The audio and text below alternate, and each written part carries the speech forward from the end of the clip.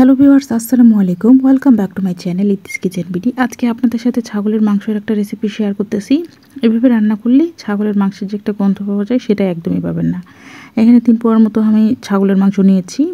এখানে রসুন কোয়াগুলো দেখুন এভাবে করে গোটা গোটা পরিষ্কার করে আমি নিয়েছি। এরপরে 2 চামচের মতো হবে আদা বাটা এখানে দিচ্ছি। এখানে 1 চামচের মতো মরিচ গুঁড়া এবং 1 চামচ হচ্ছে হলুদ গুঁড়া দিয়ে দিচ্ছি। আপনারা ঝালটা নিজের স্বাদ অনুযায়ী দিয়ে দেবেন। 1 চামচ ভর্তি করে হচ্ছে গরম মশলা দিচ্ছি।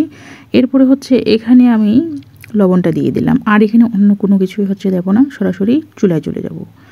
চুলায় একটা কড়াই বসিয়ে তেলটা প্রথমে হিট করে নিয়েছি। তারপর হচ্ছে 3টা পেঁয়াজ এরকম চিকন করে কেটে নিয়েছি। এটা প্রথমে বেরেস্তা করে নিতে হবে। বেরেস্তা করে নেওয়ার পর হচ্ছে মাংসটা এখানে দিয়ে দেবো। মাংসটা দিয়ে দেওয়ার পর হচ্ছে এখানে 5 থেকে 7 মিনিট হচ্ছে আপনাকে কষিয়ে নিতে হবে। এভাবে করে যদি প্রথমে আপনি ছাগলের মাংসটা রান্না করার ক্ষেত্রে এভাবে কষিয়ে নেন, তাহলে দেখবেন যে ছাগলের মাংসের যে একটা গন্ধ থাকে সেটা কিন্তু একদমই পাবেন না। এভাবে কিছুক্ষণ কষিয়ে নেবেন। কষিয়ে নেওয়ার পর হচ্ছে এখানে পর্যাপ্ত পরিমাণ পানি দিয়ে এটা সিদ্ধ করে নিতে হবে। পানিটা দিয়ে চুলাটা আমি খুব হাই হিটে জাল করব এবং ঢাকনা দিয়ে ঢেকে দিচ্ছি। এভাবে 10 থেকে 15 মিনিট আমি জাল করছি। জাল করার পরে দেখুন পানিটা একবারে শুকিয়ে গেছে। আমি মাটির চুলায় রান্না করতেছি। এ পর্যায়ে হচ্ছে আর জাল দেব না। চুলার যে একটা আঁচ, এই আঁচে হচ্ছে এই মাংসটা আমি কষিয়ে নেব। গ্যাসের চুলায় রান্না করলে অবশ্যই চুলার পাওয়ারটা কমিয়ে দিয়ে আপনাকে এই সময় একটু হাতে সময় নিয়ে একটু ধৈর্য নিয়ে মাংসটা কষাতে হবে।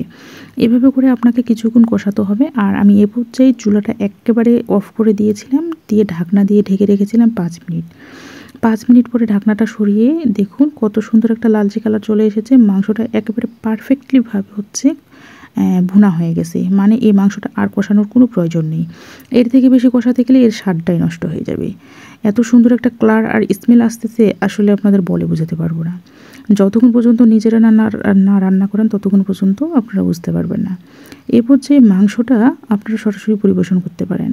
আর যদি ঝোল খেতে চান তাহলে সামান্য একটু পানি দিয়ে আর একটু ফুটিয়ে নিতে হবে। আমি হচ্ছে এই মাংসটাতে অল্প একটু পানি দিয়ে একটু ঝোল করে হচ্ছে এটা কষিয়ে নামিয়ে নেব। আর দেখুন কত সুন্দর একটা লালচে কালার চলে এসেছে। এখানে আর অন্য কিন্তু কোনো মশলা ব্যবহার করতেছি না। আপনারা চাইলে এখানে ধনে গুঁড়োটা ব্যবহার করতে পারেন, অথবা মাংসের যে মশলাগুলো আছে রাঁধুনি সেগুলো ব্যবহার করতে পারেন। আমি একটু পানি দেওয়ার পর হচ্ছে একটু মরিচ গুঁড়াটা দিয়ে এটা কষিয়ে নামিয়ে নিয়েছি। দেখুন কত সুন্দর একটা কালার এসেছে। মানে এত সুন্দর একটা ঘ্রাণ বের হচ্ছে কি বলবো আর। এভাবে রান্না করবেন, দেখবেন হাতের স্বাদ কেউ হচ্ছে সমালোচনা করতে পারবে না। সবাই হচ্ছে আপনার প্রশংসা করবে।